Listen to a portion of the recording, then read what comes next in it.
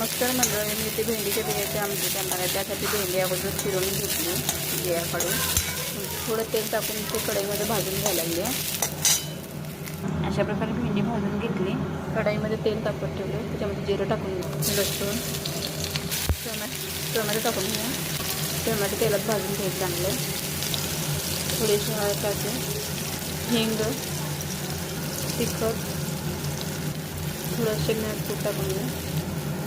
त्याच्यामध्ये भाजून घेतल्या भेंडीचे बिया टाकूया. परतून घेऊया.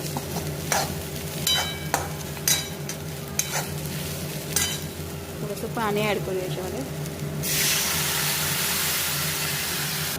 चवीनुसार मीठ टाका.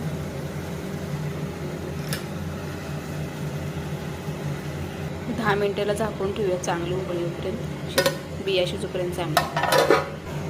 अशा प्रकारे तयार झाली आपली भेंडीची आमटी. भेंडीच्या बियाची आमटी मस्त या खायला.